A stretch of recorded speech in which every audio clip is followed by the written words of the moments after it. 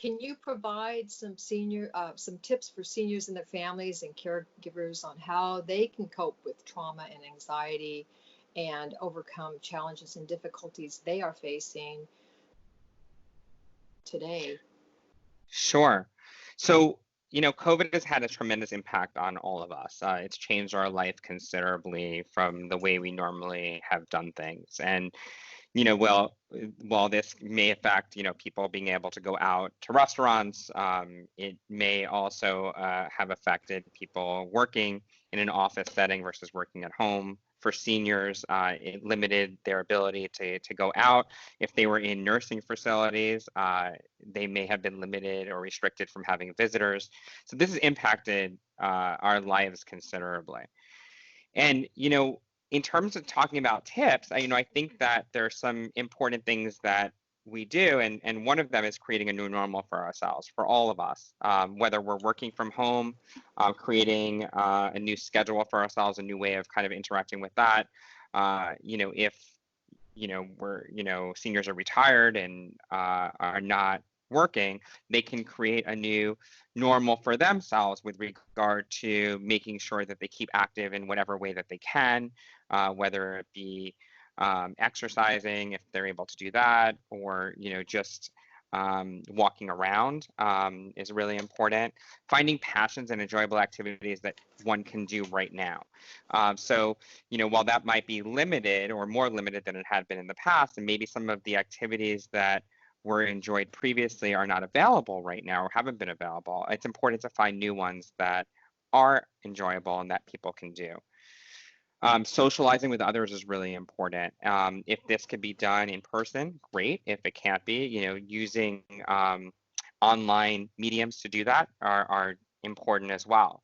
So just keeping up with friends and family and loved ones is really important, and not isolating yourself just because right now we're going through a period of being able to or having to social distance, and sharing wishes and wants, and also sharing fears and concerns with others, talking about what's going on right now, not just keeping it bottled up inside so that you're dealing with it by yourself. The unique thing about this is that we're dealing with this across the world. The entire world is facing these difficulties. We have really intelligent people kind of working together to kind of figure out, what kind of solutions there might be, whether it be vaccines or treatments. So knowing that this time will pass and that we will get through this, but at the same time, it's important not to just put your whole life on hold.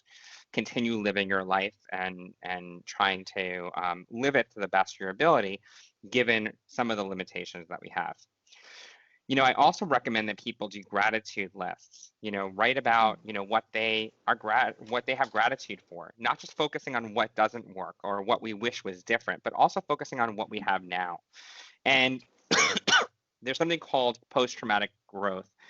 This whole idea is that instead of only focusing on the negatives associated with trauma or difficulties that people are facing, it's also looking at what positives may come out of that and how we may grow as people.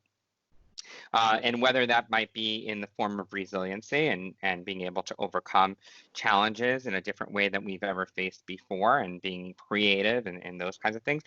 But also in terms of recognizing that, some of the changes that we've had to make actually could benefit our lives in a wide range of ways, right? So it may give us more time. So the people that are, out and about and normally doing things, involved in activities, now they have more time at home, more time to take care of other things that they might want to take care of, or do other types of activities that they might enjoy.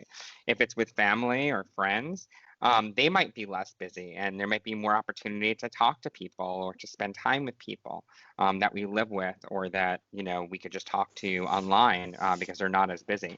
So it's a matter of looking for those things that we can take out of the situation that are also positive and that we're grateful for. That we have health, if we do, that we have the people in our lives that we have.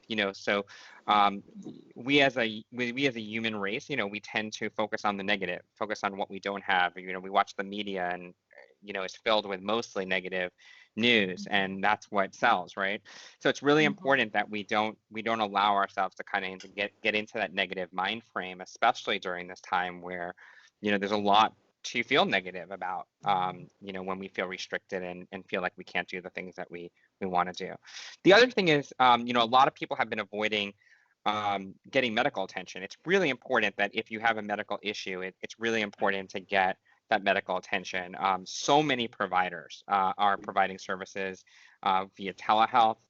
So that's a really great option. I mean, the fact that we're living in this time right now where technology is as advanced as it is, it's very fortunate. If we had this epidemic, 50 years ago, and access to the technologies weren't the same as they are now, even maybe 25 years ago, it'd be a very different situation. We wouldn't be able to do this podcast together. Right. So, it's so nice that we have these technologies, and it's really a matter of utilizing them and knowing what's out there. My whole practice right now is via telehealth, and it's very effective. So, people that maybe couldn't even get to my practice when it was open in person now can access my services from the comfort of their own home. If they were too busy, to make time in their day, now they have some time to do that. So it opens doors while others may close or be temporarily closed.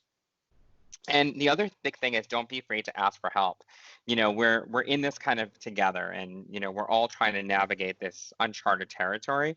So it's really important that we go out there and seek help for the things that we need help with.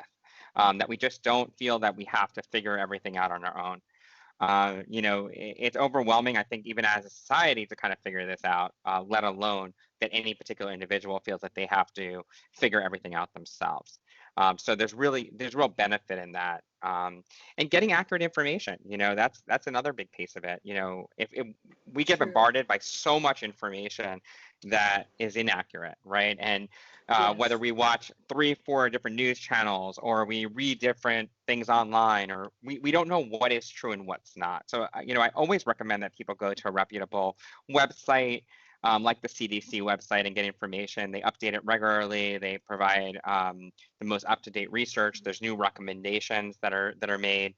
And they're learning more and more every day. And it's really important to get your source of information from reliable sources.